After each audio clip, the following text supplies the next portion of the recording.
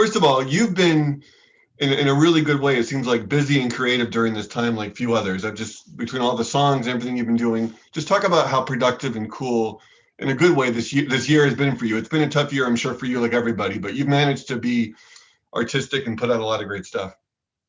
Thank you. Yeah, I mean, I've been trying my best to keep things moving given the circumstances.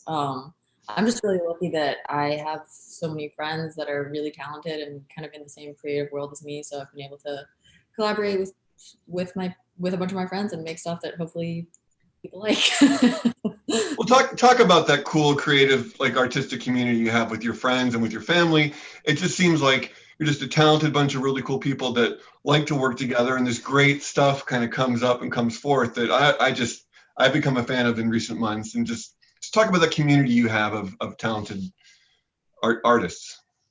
Um, well, my mother and my sister are both actors, and my dad is an artist too. He like builds houses. He lives in Panama. And he taught me to play guitar when I was a kid and stuff. So I don't know. I guess I've like grown up kind of in that world, and then I grew up in North Carolina, but since I moved to LA, I've been out here for I don't know, like 7 or 8 years or something. So in that time, I've gotten to know a lot of people that kind of do similar things to me, and I always find it way more fun to work with people that are my friends and that I feel really open to collaborate with and to come up with wacky ideas with.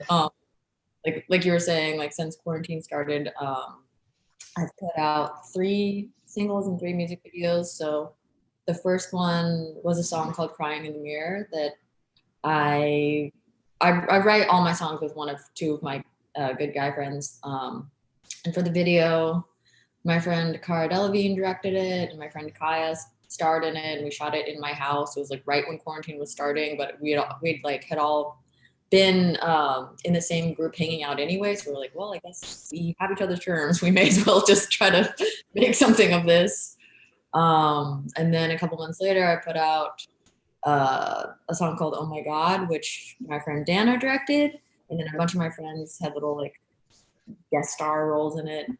And then the most recent one is a song called "Love Me Like You Hate Me" that my sister and Shia LaBeouf starred in, and we shot it in my apartment that I'm in right now. And that just came out like 2 weeks ago. Yeah, and that's getting so much attention and praise and acclaim, and it's such a great song to begin with. If you could just talk about the song first and where that song came from in you. First of all, thank you. I wrote the song actually about 2 years ago. I was all my songs are really personal, and it's like a therapy session where I write about whatever I'm going through in the moment. And um, anyway, I was in a relationship that I knew was really unhealthy, but I was like so in love and so trying to make it work, even though I knew it was kind of doomed. So it was basically just about the experience of wanting so badly to make something work and feeling so broken. um, and whenever we finished the song, I knew that I really loved it, and I kind of wanted to wait for the right time to put it out and to have something special surrounding it. And my sister had been wanting to help like direct and creative direct a music video for me for a while, and that always had been her favorite song. So it just kind of worked perfectly that I decided that that was the song I wanted to put out next. And then really she kind of took control and made the whole video happen. Wow. And to talk about the process of actually doing that, because it's such an emotional song and a personal song, and between the choreography and what the actors had to do in terms of comfort levels, this must have always been a comfortable place for you all to put this all out there for everybody and just to show that emotional raw side. Did it feel comfortable the whole time? Is it great to get this out there to the world? Yeah, definitely. I mean, it was Margaret and Shia worked so hard. They worked on the choreography with these 2 choreographers, Jock Collective, that are so talented, and they for like a month practiced almost every single day, just working on the choreography in our house. And they actually even like there's a moment at the sink, and they actually like did it so many times that they broke the sink off, so we had the sink repaired. But that was just one small detail. But yeah, and then kind of obviously like it just felt like a family creation, and my sister and Shia are both really proud of it, and that makes me really happy. And so yeah, I think everybody put in a lot of hard work, and hopefully it's, enjoy it. You talk about the choreography and the dance, and you come from a dance background as well, and we've seen you dance in other videos, and just the process of doing that, just how much fun that is for you as an artist to incorporate that and to have fun with that, and what that amounts to in terms of visuals, because not everyone gets to see this type of choreography all the time, and it's just cool. It's left of center. It's neat stuff, and just how fun that is to put that out to a mainstream audience. Yeah, my sister and I both started dancing at a really young age. Growing up, that was like, I think it's really kind of what made me love music so much is I think when you're dancing, you kind of experience music in a more visceral way, and also exposed me to a lot of different kinds of music. So even though I didn't ever want to pursue dance in like a professional capacity, I still love to do it and still take classes whenever I can. And my sister is a really, really beautiful dancer. So I was so happy that she went through a time where she like was kind of shy about dancing in front of anyone because she was going to be a professional dancer and then changed her mind and whatever. But now I'm so happy that she was open to and wanting to do this.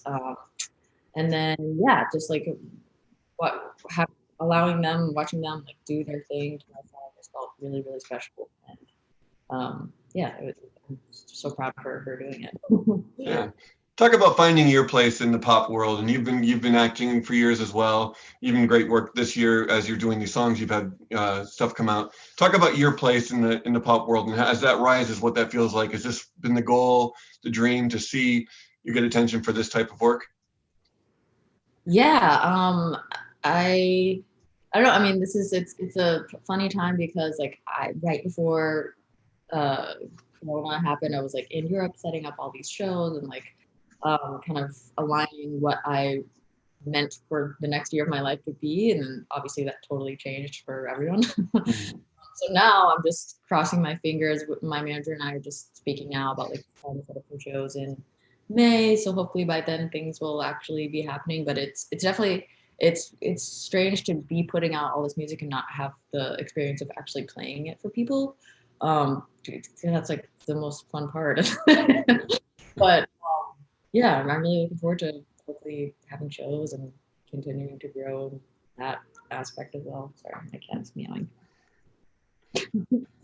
Are you someone that has to do something creative every day? Are you always, if doing something artistic and you've had the time now to do that? Has that been a joy to you to be able to be artistic on a daily or weekly basis? Yeah, I mean, I'm the kind of person that I get like really depressed if I don't have something to work on, if I feel like I'm wasting my time.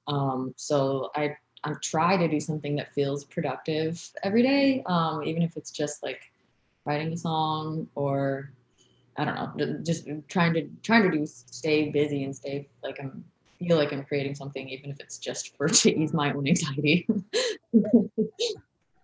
What have you learned from both your parents, but also your mom says this incredible, classy, wonderful career that people have looked up to. What have she meant to you in terms of how she's carried herself and her career and things she's accomplished?